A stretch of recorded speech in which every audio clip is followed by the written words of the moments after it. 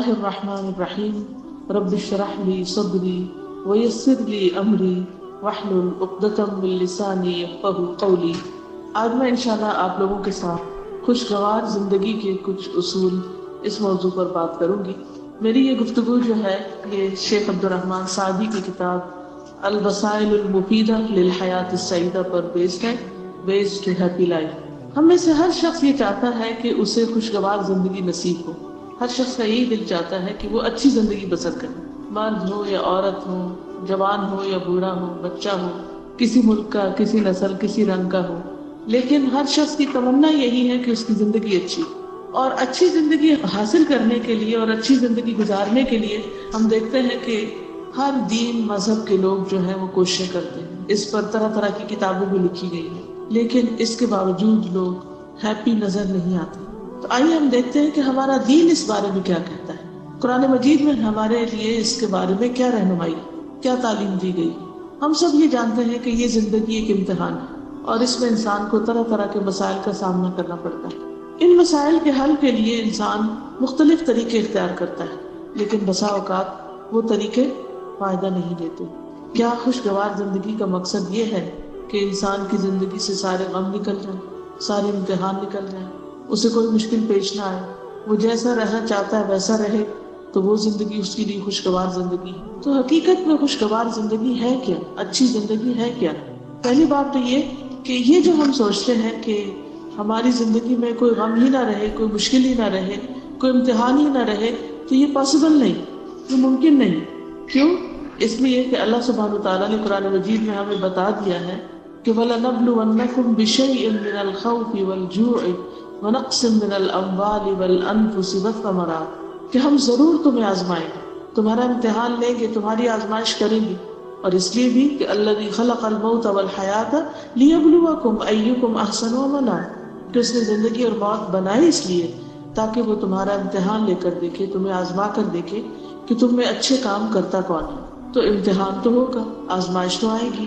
تو پھر اللہ تعالیٰ بھی بتا رہے ہیں کہ ضرور آزمائش کروں گا، اور اللہ تعالیٰ نے ایک دوسری جگہ پر یہ بھی ہمیں بتا دیا کہ زندگی کا مقصد ہی انسان کو مختلف امتحانوں سے گزارنا ہے۔ اور دوسری طرف ہم دیکھتے ہیں کہ اللہ تعالیٰ یہ بھی ہمیں بتاتے ہیں کہ من عمل صالحا من ذکر او انثی وهو مؤمن فلنحیینہ حیاۃ طیبہ ولنجزینہم اجرہم باحسن ما كانوا یعملون، کہ جو کوئی نیک عمل کرے گا، خواہ مرد ہو یا عورت ہو، بس وہ مومن ہو، تو ہم اسے ضرور اچھی زندگی بسر کروائیں گے۔ تو اس کا مطلب یہ ہے کہ اچھی زندگی بھی ہے۔ تو ایک طرف امتحان ہے اور ایک طرف اچھی زندگی کی بشارت دی جا رہی ہے، اور بہترین اجر اور بہترین صلے اور بہترین انعام کی بشارت دی جا رہی ہے۔ تو یہ دو چیزیں اکٹھی کیسے ہو سکتی، ان کو کیسے اکٹھا کیا جائے؟ تو بات یہ ہے کہ اچھی زندگی کا یہ مطلب نہیں کہ امتحان ختم ہوں گے، امتحان تو ہوں گے۔ اللہ تعالیٰ نے جیسے فرمایا وَلَنَبْلُوَنَّكُمْ بِشَيْءٍ مِّنَ الْخَوْفِ، خوف ہوگا، وَالْجُوعِ بھوک ہوگی، وَنَقْصٍ مِّنَ الْأَمْوَالِ مال کم ہوں گے، وَالْأَنفُسِ جانیں کم ہوں گی، وَالثَّمَرَاتِ پھلوں کی رزق، مگر اس کو جس کے اندر ایمان ہو، جس کے اندر نیک کاموں کی طلب ہو، کوشش اور ہمت ہو، اور وہ نیک کام کرتا رہے۔ تو یہ چیزیں انسان کو سکون عطا کرتی ہیں۔ یعنی اگر کسی شخص کے اندر ایمان ہے، تقویٰ ہے، اللہ کا ڈر ہے، تو پھر کیا ہوگا؟ اس کی زندگی طوفانوں میں بھی، اندھیروں میں بھی، مشکلات میں بھی، بیماری میں بھی، ہر پریشانی میں اس کی زندگی پرسکون ہوگی۔ تو سکون کا تعلق اگرچہ بیرونی ماحول سے ہوتا ہے، لیکن جب تک سکون اپنے دل کے اندر نہیں ہوتا، جب تک اطمینان اور چین انسان کے اپنے اندر نہیں ہوتا، اس وقت تک انسان کہیں بھی سکون نہیں پا سکتا۔ اگر سکون صرف باہر ہوتا تو آپ دیکھیے کہ جو لوگ بڑے بڑے محلات میں رہتے ہیں، دنیا کی ہر نعمت انہیں میسر ہے، پھر تو وہ سب سے زیادہ پرسکون ہوتے ہیں۔ جن کو دنیا میں سب سے زیادہ نیم اور فیم ملا، بڑے بڑے سیلیبریٹیز، بڑے بڑے فلم سٹارز اور بڑے بڑے مختلف فیلڈ سے تعلق رکھنے والے لوگ، جن کی قابلیت اور جن کی شہرت کا لوہا دنیا مانتی، پھر تو چاہیے تھا کہ وہ سب سے کامیاب لوگ ہوتے اور سب سے خوشحال لوگ ہوتے۔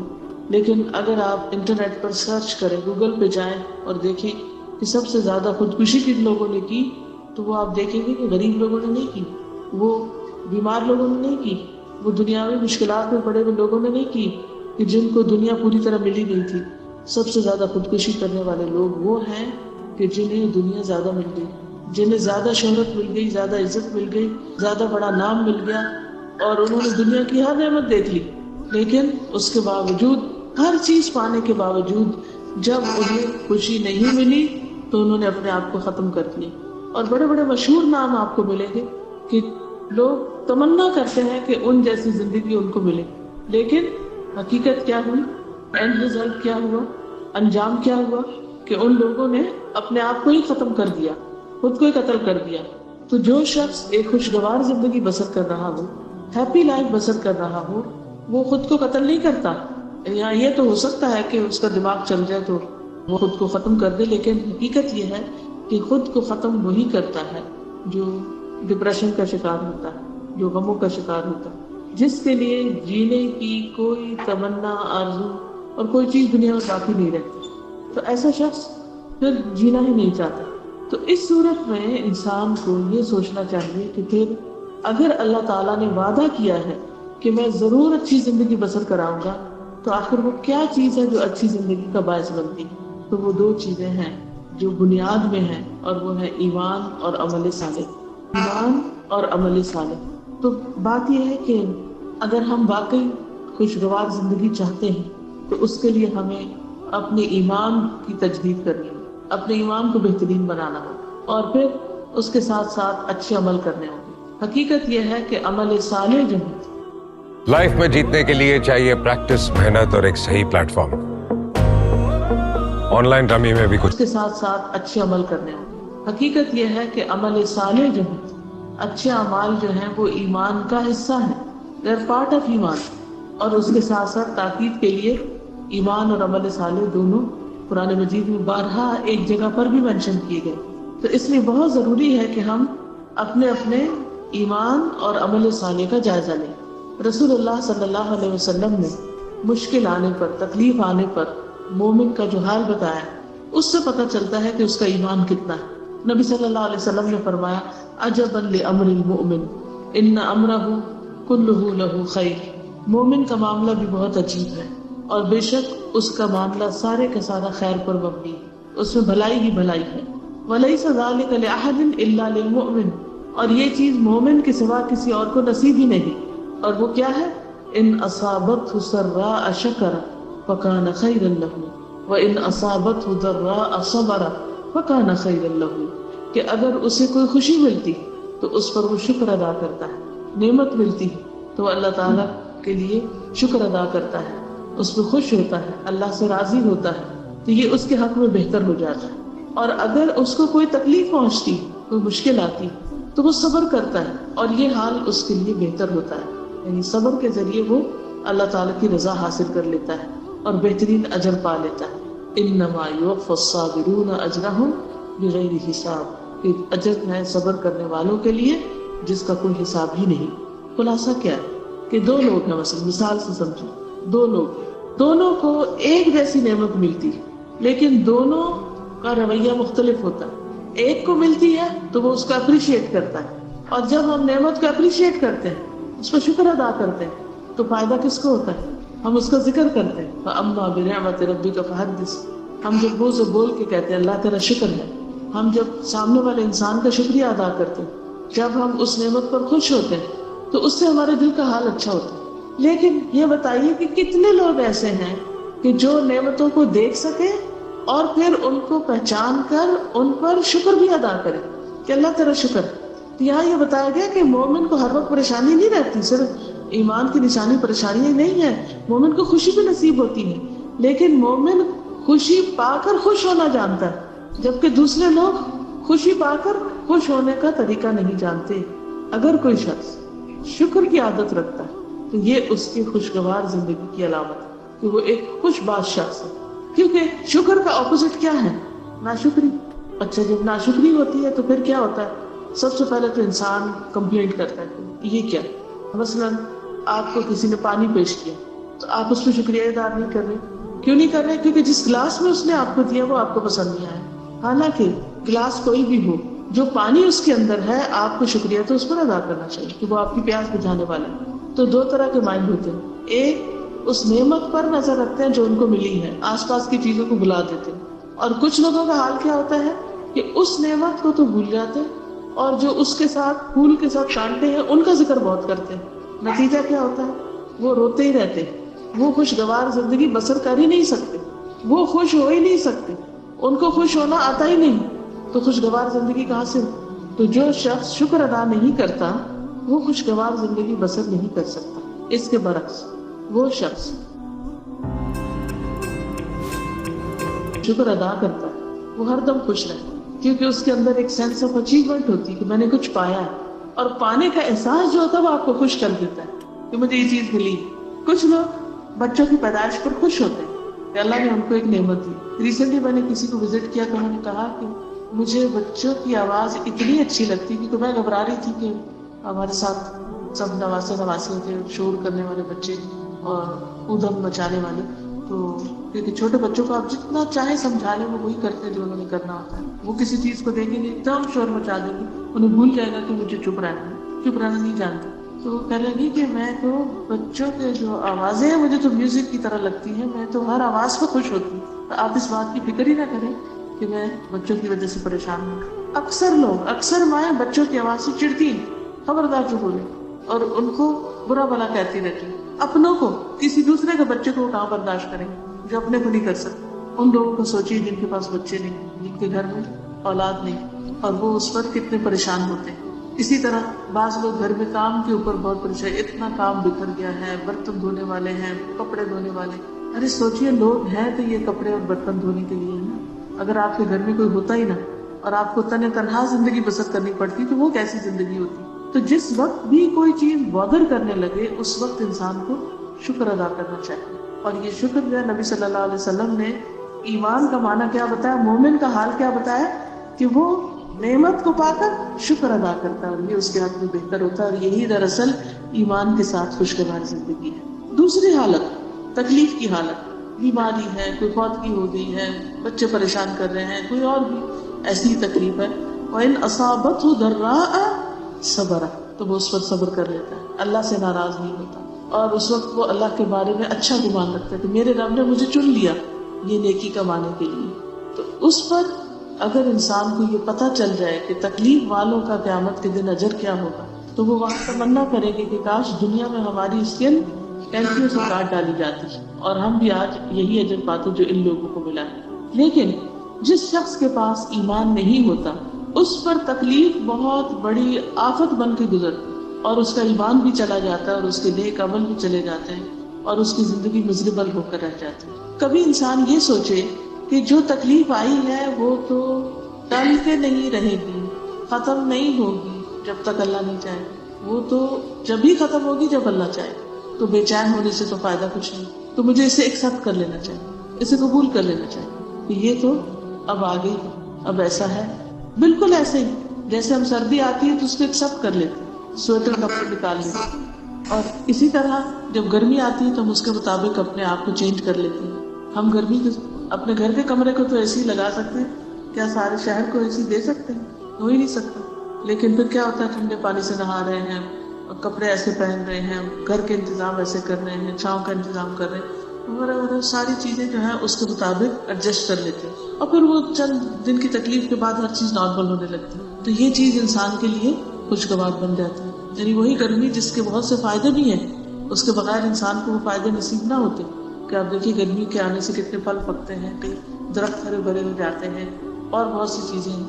لیکن یہ حال صرف مومن کا ہوتا ہے، یعنی خوشگوار زندگی صرف مومن کی ہوتی ہے. اس کے فرق ان الذین لا یؤمنون بآیات اللہ لا یہدیہم اللہ ولہم عذاب علیم.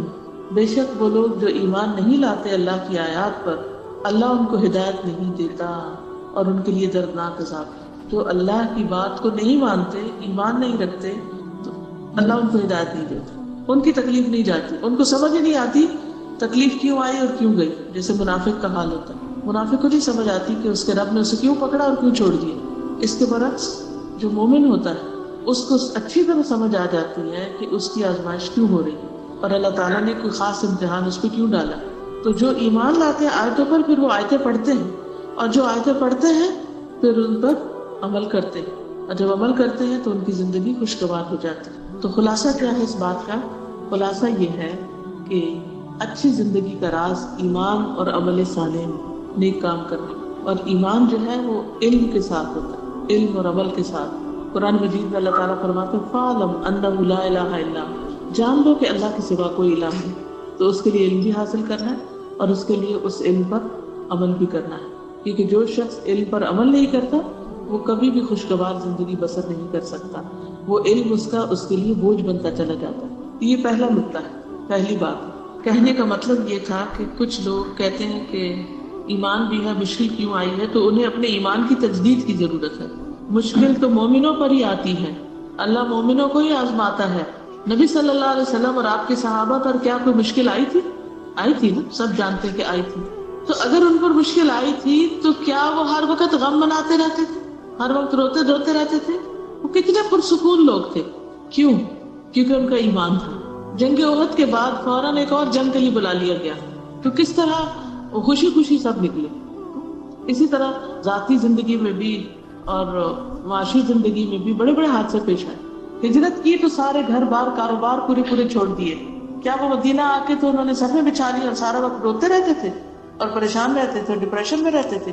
نہیں، ان کو مکہ یاد ضرور آتا تھا، ان کا دل ابھی نہیں لگتا تھا شروع میں، لیکن نبی صلی اللہ علیہ وسلم نے سب کے لیے دعا کی اور سب کے دل لگ گئے، اور یہاں تک لگے کہ جب آپ حجۃ الوداع کرتے ہیں تو بس صرف اتنے دن مکہ میں ٹھہرتے ہیں جتنے دن حج ہوتا ہے، فوراً واپس آتے ہیں۔ کوئی بھی پھر مدینہ سے جا کر واپس مکہ میں نہیں رہا، حالانکہ وہ ان کا گھر تھا، ان کی ہوم لینڈ تھی، لیکن اللہ نے مدینہ ان کے لیے بہت زیادہ محبوب کر دیا۔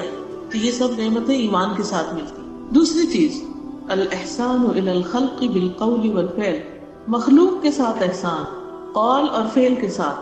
اگر کوئی شخص یہ چاہتا ہے کہ اس کی زندگی خوشگوار ہو تو اس کو کیا کرنا چاہیے؟ لوگوں کے ساتھ اچھی طرح پیش آنا چاہیے، جیسے قرآن مجید میں آتا ہے قولوا للناس حسنا، لوگوں کے ساتھ اچھی طرح بات کرو۔ جب آپ کسی سے اچھے سے بات کریں گے تو آپ کے اندر ایک خوشی آئے گی، اور اگر آپ غلط طریقے سے بات کریں گے تو آپ کے دل کے اندر خود تکلیف پیدا ہوگی، آپ کے دل کے اندر ایک ملال آئے گا، ایک گلٹ سی آئے گی۔ بعض اوقات ہم غصے میں آ کے دوسرے کو برا بھلا کہہ دیتے ہیں، لیکن اس کے بعد حال کیا ہوتا ہے؟ کس طرح محبت جو ہے وہ گھروں کے اندر ایک خوشحالی پیدا کر دیتی ہے، اور کس طرح سب لوگ آپس میں بھی خوش رہتے ہیں، صحت بھی اچھی رہتی ہے، اور بڑے بڑے مسائل جو ہیں ان کو برداشت کرنا آسان ہو جاتا ہے۔ اور جب ایک دوسرے کے ساتھ موافقت نہیں ہوتی، محبت نہیں ہوتی، یا ایک دوسرے سے اچھی طرح انسان بات نہیں کرتا، تو زندگی خوشگوار ہو ہی نہیں سکتی۔ اس کے لیے دوسرے کا انتظار مت کیجیے، آپ دوسرے کو کہیے آئی لو یو، آپ کہیے، چاہے وہ آپ کو نہ کہے۔ اپنے بچوں کو بتائیے، کیونکہ ہم بچوں کو نہیں بتاتے، روگ ختم ہو جائے گا ہمارا۔ اب نتیجہ کیا ہوتا؟ ساری زندگی بچے ترستے ہیں، وہ سمجھتے ہیں ہمارے ماں باپ ہم سے کوئی محبت نہیں کرتے، آپ تو ہم سے پیار ہی نہیں کرتے۔ یہ شکایت ہونی نہیں چاہیے بچوں کو۔ اپنے ماں باپ سے کہیے، اپنے ہسبینڈ سے کہیے، اپنے دوستوں سے کہیے، تو آپ دیکھیے کہ ایک چھوٹا سا یہ کہنا کہ I love you for the sake of اللہ آپ کا مقام کتنا اس دوسرے شخص کے دل میں بڑھا دے گا۔ اور ویسے بھی عام روزمرہ زندگی میں بھی کسی کو کوئی کام کہنا ہو، کچھ بتانا ہو، کچھ لینا ہو، کچھ دینا ہو، تو نرمی سے بات کیجیے۔ نرمی سے بات جو ہے وہ بہت سے مسائل کو حل کر دیتی ہے، دوسرا، ایکشن میں بھی احسان۔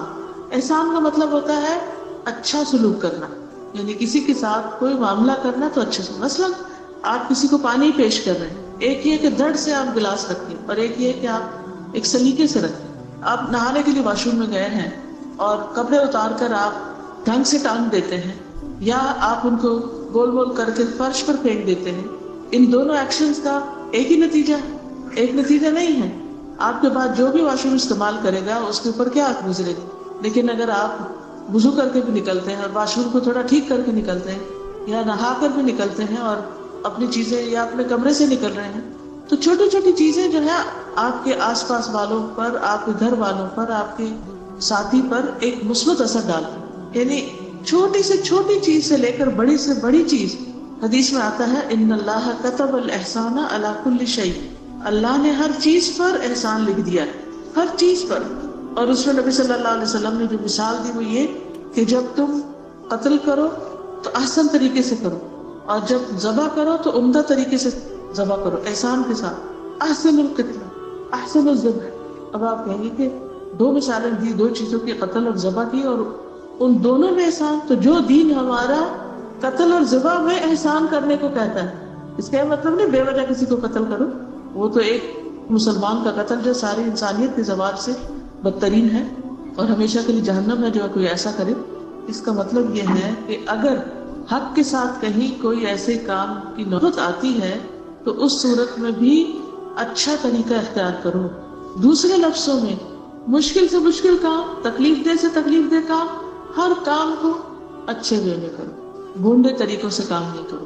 بندوں کے ساتھ بھی احسان کرو، والدین کے ساتھ، رشتہ داروں کے ساتھ، مسافروں کے ساتھ، ہمسایوں کے ساتھ، ہر ایک کے ساتھ احسان. اور یہ حکم میرا نہیں ہے، یہ اللہ سبحانہ وتعالیٰ کا ہے. جو یہ کرے گا وہ لازماً خوشگوار زندگی بسر کرے گا، یہ اللہ کا وعدہ ہے. ہم اس بات کے انتظار میں رہتے ہیں کہ دوسرا اچھا ہو جائے، ہم اس بات کے انتظار میں رہتے ہیں کہ دوسرے لوگ ہم سے اچھے ہو جائیں، حالانکہ ضرورت کس چیز کی ہے؟ ہم اچھے ہو جائیں. ہم اچھے ہوں گے تو سبھی اچھے ہو جائیں. تو پہلا اصول کیا تھا؟ ایمان اور عمل صالح. دوسرا اصول بات میں احسان، عمل میں احسان. تیسرا اصول الاشتغال بعمل من الاعمال او بعلم من العلوم، to be occupied with doing something or learning. یعنی انسان اپنے آپ کو occupied رکھے. always keep yourself busy. کبھی کوئی کام کرے، کبھی کچھ سیکھے، یعنی کچھ نہ کچھ ضرور کرے. جب آپ کچھ کریں گے تو انشاءاللہ آپ مصروف رہیں گے، آپ خوش رہیں گے.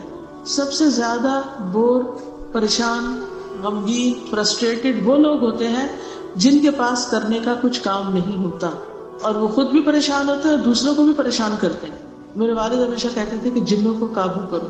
مطلب ان کا یہ تھا کہ جب بچوں کو کسی کام لگاؤ، ورنہ بچے شرارتیں کریں گے، بدتمیزی کریں گے، کچھ نہ کچھ غلط کریں گے. تو اسی لیے آج کے جدید دور میں بچوں کی تربیت کے لیے بہت اہم اصول کیا ہے؟ ان کو ایکٹیویٹیز میں مصروف رکھو. اور ایجوکیشن بھی کیسی ہو؟ صرف کتابیں پڑھنے اور رٹنے کی نہیں، activity based, hands on activities. ایسا مصروف رکھو کہ کچھ سیکھتے بھی چلے جائیں اور اس کے علاوہ کوئی غلط کام نہ کرے، پریشان نہ کرے. کیونکہ بچوں میں بھی بہت انرجی ہوتی ہے اور جب ان کے پاس کرنے کا کام نہیں ہوتا تو پھر پریشانی کا باعث بنتا ہے. یوتھ میں بھی بہت انرجی ہوتی ہے لیکن ہمارے ینگسٹر کے پاس جب کوئی کام نہیں ہوتا تو پھر وہ کیا کرتے ہیں؟ سارا دن سوتے ہیں، یا وہ لیپ ٹاپ کے ساتھ گلوڈ رہتے ہیں، یا پھر وہ ایسے کاموں میں مصروف ہو جاتے ہیں کہ جو فائدے کے نہیں ہوتے، یا ماں باپ پہ چلاتے ہیں، بہن بھائیوں کے ساتھ. لیکن جو بچے اپنی پڑھائی میں، اپنے کاموں میں، کسی بزنس میں، کام کاروبار میں مصروف ہوتے ہیں، ان کا مزاج نسبتاً فرق ہوتا ہے بیکار لوگوں سے. تو الاشتغال بعمل من الاعمال او بعلم من العلوم، یا کچھ سیکھو یا کچھ سکھاؤ، یا کچھ کرو یا کچھ کسی کو کرواؤ، کسی کی مدد کرو. اسی لیے وہ حدیث میں آتا ہے خیرکم من تعلم القرآن وعلمہ، تم میں بہترین ہے وہ لوگ جو کیا کریں؟ قرآن سیکھیں یا سکھائیں. یعنی یا خود پڑھتے رہو یا پڑھاتے رہو. مثلا اگر اس کا ناظرہ ٹھیک نہیں، تجوید ٹھیک نہیں، تو سیکھنا شروع کر دو. اگر ناظرہ تجوید بہت اچھا ہے تو حفظ کرنا شروع کر دو. اگر حفظ کیا ہوا ہے تو اس کو پکا کرنا شروع کر دو، اس کی دہرائی کرتے رہو. اگر سمجھ کے نہیں پڑھا تو سمجھ کے پڑھنے کی کوشش کرو. اگر ایک دفعہ پڑھ لیے تو دوبارہ اس کو پڑھو، کیونکہ بہت سی چیزیں پڑھ کے بھول جاتے ہیں. اور یہ مارک کرو کہ کن کن چیزوں پر ابھی تک عمل نہیں کیا، اور اگر یہ چیزیں آ جائیں تو پھر انسان دوسروں کو بھی سکھانا شروع کرے. تو یا علم یا کام، ٹھیک ہے، کچھ نہ کچھ کرتے رہو.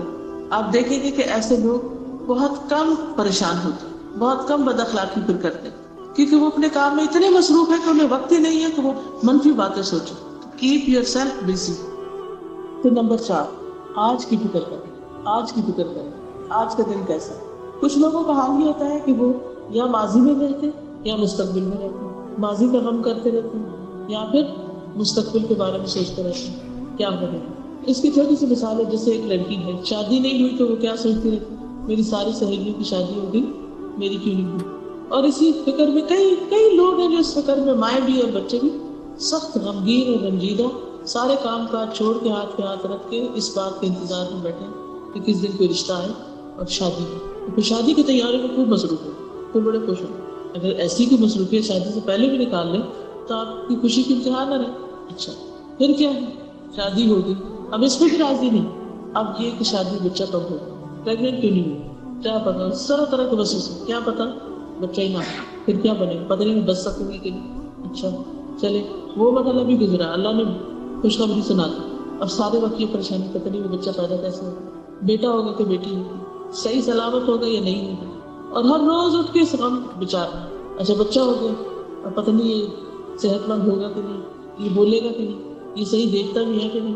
ٹھیک ہے ایک آدھ دفعہ انسان دیکھ لے، چیک کر لے، اور اس کے بعد ختم، معاملہ ختم۔ لیکن ہم لوگوں کی عادت ہے، ہم نے صرف غمگین رہنا ہی سیکھا ہے، اور غم پالے ہوئے، جیسے بچے پالتے ہیں جیسے غم پالے ہوئے، ان کو ادھر ادھر نہیں آنے دینا۔ کوئی اگر ہمیں کہے بھی کہ مت سوچو زیادہ تو نہیں یہ کیسے ہو سکتا ہے، یہ تو میری جی کو لگی ہوئی بات، اس کو تو میں بھلا ہی نہیں سکتی۔ کچھ ماضی کی باتیں، کچھ مستقبل کی، تو فکر آج کی کرو، اس وقت کیا کر سکتے ہیں، آج جو کچھ کر سکتے ہو اسے کر گزرو۔ تو آج بھی رہنا سیکھیے، اس وقت کو صحیح استعمال کیجیے جو آپ کے ہاتھ میں ہے، جو آپ کو ملا ہوا ہے۔ نبی صلی اللہ علیہ وسلم نے فرمایا احرص علی ما ینفعک، اس بات کی حرص رکھو جو تمہیں فائدہ دے، فائدہ پہنچانے والی چیزوں کے بارے میں سوچو۔ واستعن باللہ، اور اللہ سے مدد مانگو۔ ولا تعجز، اور عاجز مت کرو۔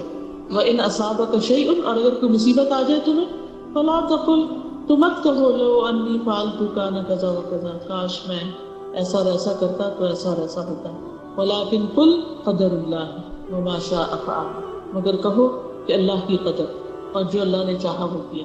فإن لو تفتح عمل الشیطان، کیونکہ لو جو ہے وہ شیطان کے عمل کا دروازہ کھول دیتا۔ تو اس سے کیا پتہ چلتا ہے کہ انسان کو آج جو بھی اپرچونٹیز ملی ہیں، صحت ہے، جوانی ہے، زندگی ہے، نعمتیں ہیں، سہولتیں ہیں، ان سب سے فائدہ اٹھائے اور کچھ نہ کچھ کر جائے اپنے لیے، کیونکہ ایک دن جو گزر گیا وہ ہماری زندگی سے مائنس ہو گیا اور ہم ایج پہ پہنچتے چلے جاتے ہیں۔ کبھی آپ نے دیکھا ہوگا نا کہ کسی بھی چیز کی جو پائل ہوتی ہے وہ ایک چیز ہٹی، دوسری ہٹی، تیسری ہٹی، چوتھی ہٹی، ہٹتے ختم، خلاص پوری پائل ختم۔ تو ہر سال اور ہر مہینہ اور ہر ہفتہ اور ہر دن ایک ایک پائل ہے جو ہم اتارتے چلے جا رہے ہیں، ہم سے مائنس ہوتی چلی جا رہی ہے۔ ایک دن آگے کی زندگی ختم ہو جائے گی، کچھ کرنے کے قابل نہیں رہے گی۔ اس لیے اس زندگی میں کچھ کر جائیں اور اس میں مصروف ہو جائیں۔ جیسے آپ لوگوں نے کورسز جوائن کیے ہوئے ہیں تو ان کو بوجھ نہ سمجھا کریں، ان کو اپنے لیے فائدے کی چیز سمجھیں اور خوب محنت کر کے سیکھتے چلے جائیں۔ پھر ہے نمبر 5، اللہ کے ذکر کی کثرت کریں، اللہ کے ذکر کی کثرت، کیونکہ ذکر کے بارے میں آتا ہے الذین آمنوا وتطمئن قلوبهم بذکر اللہ، الا بذکر اللہ تطمئن القلوب، وہ لوگ جو ایمان لائے اور ان کے دل اللہ کے ذکر سے مطمئن ہوتے ہیں۔ خبردار، اللہ کے ذکر سے ہی دل اطمینان پاتا ہے۔ تو اس سے کیا پتہ چلتا ہے؟ انسان کو اللہ کا ذکر کرتے رہنا چاہیے۔ آپ کون سا ذکر کرتے ہیں؟ کون سا ذکر؟ کتنے لوگ صبح شام کی دعائیں پڑھتے ہیں؟ صبح شام کے اذکار جو ایاک نستعین میں ہیں کون پڑھتے ہیں؟ سونے جاگنے کے اذکار کون پڑھتا ہے؟ کیونکہ جو شخص صبح شام کے اذکار اور سونے جاگنے کے اذکار پڑھتا ہے وہ ذاکرین اللہ کثیرا والذاکرات میں شمار ہوتا ہے، کہ جو کثرت سے اللہ کا ذکر کرنے والے مرد اور عورتیں۔ یہ دونوں اپلیکیشن بھی موجود ہیں ٹیلی فون پر، تو پہلے تو کتاب لے کے پڑھنا پڑتی تھی، اب فون آن کر کے انسان اس پر اپنی دعائیں پڑھ سکتے ہیں، کہیں بھی ہو، سفر میں ہو، حاضر میں ہو، اور زبانی یاد ہو جائے تو پھر تو آپ واک کرتے ہوئے کسی بھی طرح آسانی سے پڑھ سکتے ہیں۔ ہر نماز کے بعد 33 بار سبحان اللہ، 33 بار الحمدللہ، اور 33 بار اللہ اکبر، اور پھر آخری بار لا الہ الا اللہ وحدہ لا شریک لہ لہ الملک ولہ الحمد وہو علی کل شیء قدیر جو ہے اسے پڑھ لیا جائے۔ تو اس کا کیا فائدہ ہے کسی کو معلوم ہے؟ ہر نماز کے بعد جو شخص یہ اذکار کرتا ہے اور جس میں 1 منٹ سے کچھ سیکنڈ اوپر جاتے ہیں صرف، تو اس کا فائدہ بتائیے۔ کوئی شخص اس شخص سے بڑھ کر نیکیاں نہیں لا سکتا سوائے اس کے جو یہی عمل کرے یا اس سے زیادہ کرے، ٹھیک ہے نا؟ یعنی آپ سب سے زیادہ نیکیوں کے حامل ہوتے ہیں جب آپ یہ ذکر کرتے ہیں، ٹھیک ہے؟ اسی طرح نبی صلی اللہ علیہ وسلم نے فرمایا کہ سورج جس چیز پر طلوع ہوتا ہے ان سب سے زیادہ پیاری مجھے یہ کلمات ہے، سبحان اللہ والحمد للہ ولا الہ الا اللہ واللہ اکبر۔ اسی طرح لا حول ولا قوت الا باللہ کو جنت کے خزانوں میں سے ایک خزانہ کہا گیا۔ اگر آپ کو دنیا کا بھی کوئی خزانہ ملے تو آپ کیا کریں گے؟ بھاگ پڑیں گے۔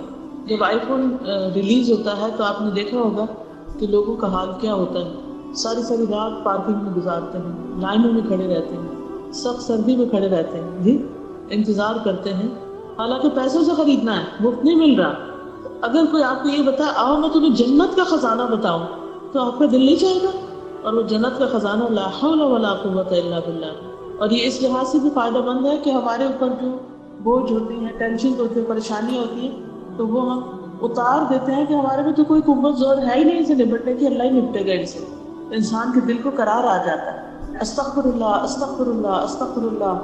استغفار پڑھنا ساری مشکلات سے نکلنے کا حل طریقہ ہے، راستہ ہے. مال، بیٹے، نہریں، رزق، ہر چیز میں اضافہ ہوتا ہے جب انسان استغفار پڑھتا ہے. چھٹی چیز ہے اللہ کی نعمتوں کا ذکر کرنا، التحدث بنعم اللہ تعالی. ظاہری نعمتیں بھی اور باطنی نعمتیں بھی، ظاہر بھی اور ہڈن بھی، اللہ کی نعمتوں کا اظہار کرنا، ذکر کرنا. جیسے شروع میں نے کہا نا کہ جب انسان شکر گزار ہوتا ہے تو اس کو نعمتیں نظر آنے لگتی ہیں، پھر ان کو مینشن بھی کرتا ہے اور اس پر خوش ہوتا ہے کہ اللہ تیرا شکر ہے تمہیں زندگی کا آج یہ دن دیا، اللہ تیرا شکر ہے تمہیں ہمیں ایک اچھی بات سکھا دی، اللہ تیرا شکر ہے تمہیں فلاں سے ملا دیا. یعنی مختلف اس طرح کی چیزیں جب انسان کرتا ہے تو یعنی نعمتوں کا بول کر ذکر کر کے اللہ کے ساتھ شکر کرے تو وہ اس کا امپیکٹ کچھ اور ہوتا ہے. انسان کے کام سنتے ہیں، دل پہ اثر ہوتا ہے. اللہ تعالیٰ کو پتہ ہے سب، لیکن اکیلے میں آپ کی ایکٹیویٹی ضرور کریں. اکیلے میں جا کر کہیں اللہ تیرا شکر تو نے آج ہمیں یہ باتیں سنائی. فائدہ کیا ہوگا؟ اللہ تعالیٰ اور اچھی اچھی باتیں سنائیں گے. اور فائدہ کیا ہوگا کہ آپ کے دل کو ایک عجب راحت محسوس ہوگی اور یہ چیز عمل میں آ جائے گی. یعنی کانسٹنٹلی آپ کی عادت بن جائے گی. اللہ تیرا شکر. کھانا پکا رہے ہیں تو اللہ تیرا شکر تو نے اتنی روزی دی کہ میں پکانے کے قابل ہوں. وہ بھی گھر ہے جہاں آگ نہیں جلتی اور جہاں چولہے پہ کچھ نہیں چڑھتا. اللہ تیرا شکر تو نے ہمیں کھلایا پلایا. دنیا کے حالات اگر آپ دیکھیں کہاں کہاں لوگ کس مشکل میں رہ رہے ہیں، پھر امن ہے. اللہ تیرا شکر ہے امن ہے کہ تو نے ہمیں زندگی گزارنے کا موقع دیا. ورنہ اگر ایک تیز ہوا چل پڑے، ایک بارش آندھی کا طوفان آ جائے یا کوئی بجلی کڑک پڑے تو ہم کہاں جائیں؟ کوئی زلزلہ آ جائے تو ہم کدھر جائیں؟ تو ہر نعمت کو نا بول کے کہا کر اللہ تیرا اس نعمت پر بھی شکر، اس نعمت پر بھی شکر. پھر ساتویں چیز ہے غموں کو دور کرنے کے لیے کوشش کرنا. اس کوشش میں ایک کوشش اب بتا دیتی ہوں، وہ یہ کہ جو ہم سے زیادہ غمگین لوگ ہیں ان کے حال پر نظر رکھنا. اپنی پریشانی کے وقت دوسروں کی پریشانی دیکھنا، اور جب کوئی نعمت ملے تو اپنے سے کم درجے والے کو دیکھنا اس کے پاس نہیں، تو پھر نعمتوں کی قدر ہونے لگے گی. اور نمبر 8 ہے انپلیزنٹ تھنگس کو بھول جانا. جو پاسٹ کی ہیں ان کا ذکر نہ کرنا. کچھ لوگ اتنے بہادر ہوتے ہیں، ان پہ بڑے بڑے مسائل گزرتے ہیں لیکن وہ کسی سے بھی ذکر نہیں کرتے. وہ یہ کہتے ہیں کہ میرے رب کو پتہ ہے، وہی جزا دینے کے لیے کافی. چھوٹی چھوٹی چیزیں، ضروری نہیں ہوتا کہ ہر وقت آپ دوسروں سے شیئر کریں اپنے غم اور دکھ اور پریشانی. اب ایک چھوٹی سی مثال دیتی ہوں. میں جب آنا تھا مجھے اس دفعہ دبئی اور سب بچے وغیرہ اکٹھے ہو رہے تھے، تو میں نے صبح سوچا کہ اپنا ہینڈ کیری پیک کر کے رکھ دوں اور پاسپورٹ وغیرہ بھی نکال کے رکھ دوں تاکہ اینڈ جانے کے وقت مجھے پھر سارا دن فکر نہیں رہے گی. کیونکہ ہر وقت کیا ہوتا ہے جب انسان کو جو کام کرنا ہوتا ہے وہ نہیں کرتا تو اس کے مائنڈ پر ایک ٹینشن رہتی ہے، اچھا مجھے یہ کرنا ہے، مجھے یہ کرنا ہے. تو وہ جب میں نے کبڈ کھولی اپنے جہاں پاسپورٹ رکھتی تھی وہاں دیکھا تو پاسپورٹ نہیں. اب ایک چیز اٹھائی پاسپورٹ نہیں، سوچنا بھی شروع ہوگی کہ لاسٹ ٹائم پاسپورٹ کہاں دیکھا تھا، کچھ یاد نہیں آ رہا تھا. اور اس وقت مسلسل میں اپنے دل کا جائزہ لیتی رہی کہ اس سارے ارینجمنٹ کے باوجود اگر میں نہیں جا پاتی تو میں کس طرح ریئیکٹ کروں گی، کس طرح بہیو کروں گی اور اس چیز کو کس طرح لوں. تو میں نے سارا اپنے لیے پلان کر لیا کہ میں اس یکسوئی کے وقت کو جب کہ میرے پاس کوئی بھی نہیں ہوگا تو کیا کیا پڑھوں گی اور کیا کیا کروں گی. اور تھوڑی دیر کے لیے فکر تو ضرور ہوئی کہ اس میں دوسرے ویزے بھی ہیں کہ اب سب نیا پاسپورٹ بنوانا اور پھر ویزے لگوانا وقت بہت ضائع کرتا ہے، اس کی مجھے زیادہ فکر تھی. خیر میں واپس آ کے بیٹھی، لاسٹ ٹائم جو ٹریول کیا تھا کسی کے ساتھ اس کو پوچھا تو نہیں ملا. خیر پھر تھوڑی دیر بعد سوچا کہ اسی جگہ جہاں میں رکھتی ہوں ہمیشہ اس کو تھوڑا سا دیکھوں. پھر کسی دفعہ شاید میں جا کے کوئی جگہ کھولی اور ایک فائل پڑی تھی اس کو اٹھایا، اس کے نیچے نہیں ملا. ایک اور پیکٹ پڑا تھا، جب اس کو اٹھایا تو اس کے نیچے پاسپورٹ. الحمدللہ الحمدللہ میں نے اس بات کو نہ اپنے ہسبینڈ سے ذکر کیا نہ اپنے بچوں سے، کسی سے نہیں. لیکن ایسی بات ہو رہی تھی تو میں نے بچے سے ذکر کیا اور تھوڑا سا مجھے بتا دیا کہ اس طرح ہوا، ہو سکتا تھا کہ میں نہ آ پاتی. تو میں اپنا جائزہ لے رہی تھی کہ اگر میں یہ سب کو بتاتی ہوں پینک ہو کے میرا پاسپورٹ نہیں ملتا تو سارے پریشان ہوتے ہیں، تو ساروں کی خوشی اور جو سب اکٹھے ہیں اس پر کیا اثر پڑے گا. اور ابھی تک میں نے ان کو نہیں بتایا کہ میرے ساتھ کیا ہوا، نہ میری صحت پہ کوئی اثر نہ ان کی صحت پہ کوئی اثر. آپ لوگ کے ساتھ صرف اس لیے شیئر کر رہے ہیں اور اب کہ یہ مواقع ہوتے ہیں جب ہمارا ٹیسٹ ہوتا ہے اب ہم کیا سوچتے ہیں؟ جی مسلسل اللہ سے مدد مانگی کہ اللہ تعالیٰ آپ کو پتہ ہے کہاں ہے، آپ مجھے دکھا دیں، مجھے نہیں پتا، میں تو جانتی نہیں، میں تو جاہل ہوں، آپ کو پتہ ہے، آپ تو عالم الغیب و شہادہ ہے، آپ کے لیے تو چھپی ہوئی چیز اور ظاہر چیز ایک جیسی، یعنی جو بھی انسان کے اللہ کے بارے میں گمان ہوتے ہیں اس کو سامنے رکھتے ہوئے دعا کرتی رہی. تو ان پلیزنٹ واقعات جو ہیں ان کو ہر وقت مت شیئر کریں لوگوں کے ساتھ اور ان کو پریشان مت کریں. کچھ خواتین کی عادت ہوتی ہے ہسبینڈ گھر آتا جاتا ہے تو دن بھر کے انپلیزنٹ واقعات شیئر کریں، یا ہسبینڈ کے جو باہر کوئی انپلیزنٹ واقعات ہو وہ گھر آ کے شیئر کریں. اب کیا ہے، وہ بھی فکر مند، یہ بھی فکر مند، اور اسی فکر میں کھانا کھا رہے ہیں، اسی فکر میں سارے کام کر رہے ہیں. خواہ اپنے آپ کو مشکل میں ڈالا، تھوڑی دیر اتنی مشکل برداشت کرنے کہ وہ بعد میں صحیح. اور یقین مانے آج سے 5 سال پہلے جو انپلیزنٹ واقعات ہوئے وہ کہاں گئے؟ ہر واقعے کا ایک ایکسپائری ڈیٹ ہوتی ہے اور وہ ایکسپائر ہو جاتا ہے. اب یہ جو واقعہ اس وقت میرے ساتھ پیش آیا، مجھے آج سے کچھ عرصے کے بعد مجھے لٹرلی یاد نہیں رہے گا کہ یہ ہوا بھی تھا کبھی، کیونکہ اس وقت ایک بہت بڑا شوق تھا میرے لیے کہ اب کیا ہوگا. اس لیے ہمیں یاد ہے ایک دفعہ ہم یہاں سے دبئی سے واپس جا رہے تھے پاکستان، تو پاسپورٹ ہوٹل میں ہی رہ گئے اور خود ہم وہاں پہنچ گئے. 1-2 لوگوں کے رہ گئے اور باقی جو تھے بس تھے. تو وہ جہاز رکا رہا، واپس آئے، پاسپورٹ اٹھائے گئے جی. اور پاکستان میں ایئرپورٹ سے ڈائریکٹ لیکچر پہ مجھے جانا تھا، لیکن کچھ سے گواہ ہے کہ سارے وقت میں صرف ہنس کے اور خوشی میں گزارا تھا کہ اس میں بھی کوئی خیر ہے. ایک دفعہ بھی ہم نے اس کو انپلیزنٹ نہیں ہونے دیا. تو آپ دیکھیے کہ لیمو والے پانی میں اگر آپ تھوڑا میٹھا ڈال دیں تو وہ اس کی کھٹائی ماری جاتی ہے، وہ آپ کو ہرٹ نہیں کرتی. اسی طرح جو بھی واقعات ہو اس میں کوئی ایسا پہلو لے آیا کریں، کوئی اچھائی ڈال دیا کریں کہ جس سے وہ انپلیزنٹ پلیزنٹ ہو جاتا ہے. اور اس کا سب سے اہم طریقہ یہ ہے کہ ایسی باتوں کا بہت ذکر نہ کیا جائے، اس کی بجائے کیا کریں، کثرت سے دعا. اور نبی صلی اللہ علیہ وسلم کی جو دعا ہے خصوصاً یہ دعا، اللہم اصلح لی دینی الذی هو عصمۃ امری واصلح لی دنیای التی فیہا معاشی واصلح لی آخرتی التی فیہا معادی واجعل الحیاۃ زیادۃ لی فی کل خیر واجعل الموت راحۃ لی من کل شر.